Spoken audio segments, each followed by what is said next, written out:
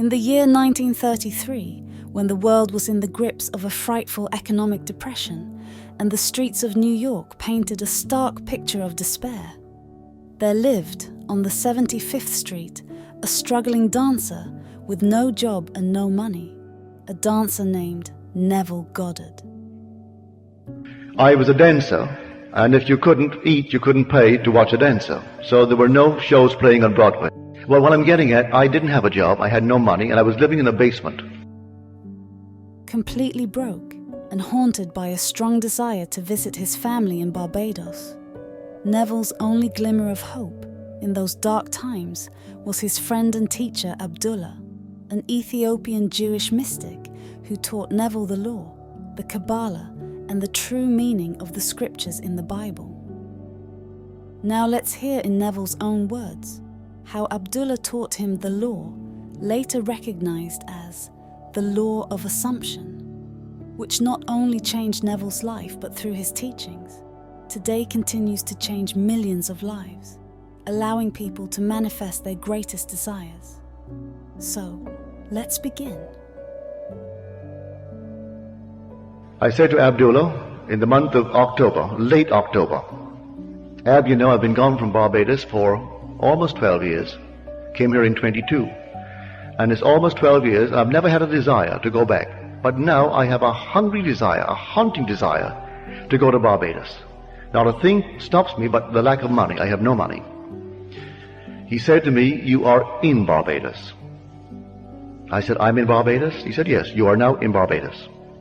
And so you see Barbados, and you see America from Barbados, and you can smell the tropical land of Barbados, see only the little homes of Barbados, and that's all you do. You just simply sleep this night in Barbados.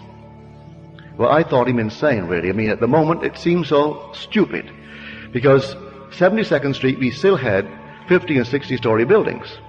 And little Barbados was a little 3-story building, almost the tallest that you'd find, and narrow little streets and no sidewalks. And I'm walking on a sidewalk wider than the wide street of Barbados on 72nd Street. But nevertheless, that night I slept in Barbados. I assumed that I'm in Barbados, in my mother's home.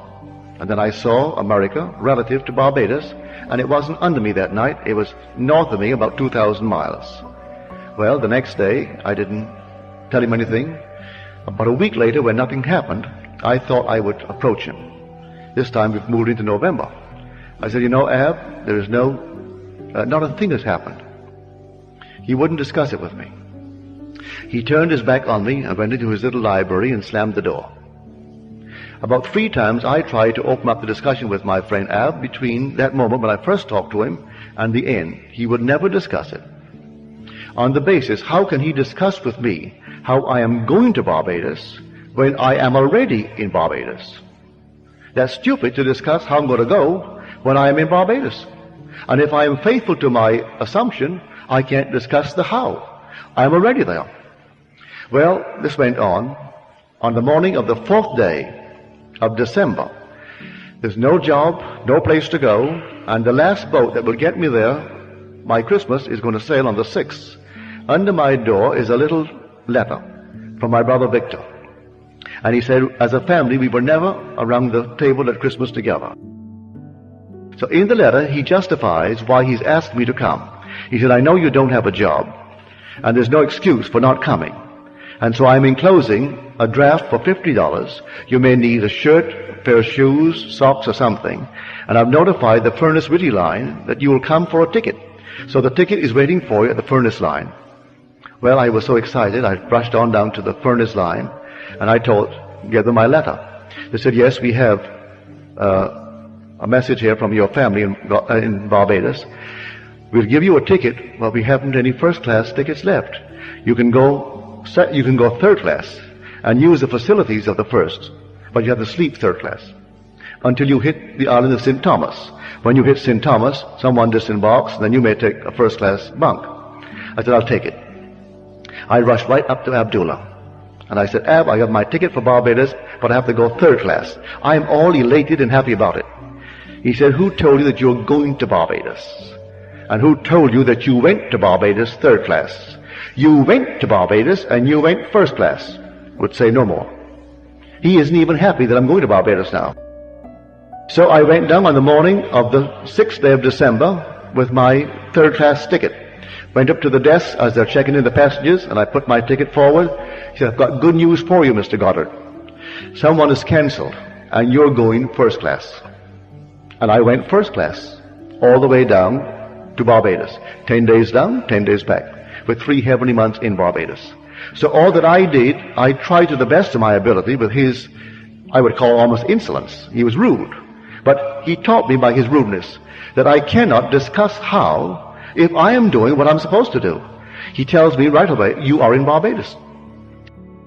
And I'm in New York City physically, but he put me in Barbados in my imagination. So that I slept in Barbados to the best of my ability. But you know, days go into weeks, and the weeks went into a month, and I'm trying my best to open up the discussion with him to get a little hope. No hope. He wouldn't give me any encouragement if I did what he told me to do. But we all are human enough to want another little discussion, another little push. And so he taught me the lesson that there is no such thing as a little pregnancy. No such thing. If you did it, then you're pregnant. Let the child grow. And interference with it is going to be a miscarriage. You assume that you are in Barbados. Now you're pregnant. The idea is you're going to give birth to a journey and which is going to land you right in Barbados. So you've assumed it. That is conception. Now, don't try to argue. You have conceived. And all you have to do is to be a faithful mother and bear that child. And don't discuss it with me anymore. He never discussed it after he told me I was in Barbados. And there you have it, with these simple words, "You are in Barbados." Abdullah taught Neville the greatest law, the law of assumption, which states, "Assume that you are what you want to be or have what you want to have and live in it, live from it. Think from the end and not of the end," which simply means believe and act as if you already have or are what you want. Instead of just thinking about your goal, imagine yourself already there and live from that perspective. Neville applied this law by assuming that he was already in Barbados and impressed this assumption on his subconscious by every night drifting off to sleep to the feeling of walking around in Barbados while still being in New York. By doing so, he activated the creative power of his subconscious mind to bring about the events and circumstances that helped in the realization of his desire. Neville's journey to Barbados wasn't just a physical voyage. It was a profound spiritual awakening. Here are the lessons which we can learn from this story and apply in our lives to manifest our own dream reality. Live in the end. Like Neville, we must learn to live in the end and to assume the feeling of our wish fulfilled. By visualizing our desires as already accomplished, we align ourselves with the reality we seek to create. Faith and imagination. Abdullah emphasized the importance of faith and imagination in manifesting our desires. By holding unwavering faith in our vision and using our imagination to feel the reality of our desires, we can bring them into fruition. Trust. Just as Abdullah refused to entertain Neville's doubts, we must learn to silence the voice of doubt and skepticism within us. Once we've assumed our desire, there's no need to question or doubt its manifestation. Persistence and patience. Neville's journey to Barbados teaches us the value of persistence and patience. Despite setbacks and delays, he remained steadfast in his belief, ultimately achieving his goal. Power of gratitude. Upon his return, Neville expressed gratitude for Abdullah's teachings and the miraculous journey he had experienced. Gratitude opens the door to abundance and reinforces our belief in the manifestation process. Application. To apply these teachings in our own lives, we must first identify our desires and visualize them as already accomplished.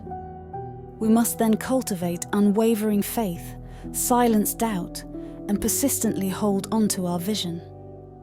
Like Neville, by living in the end and feeling as if our desires have already been fulfilled, we set in motion the forces of creation and can bring all our greatest aspirations to life.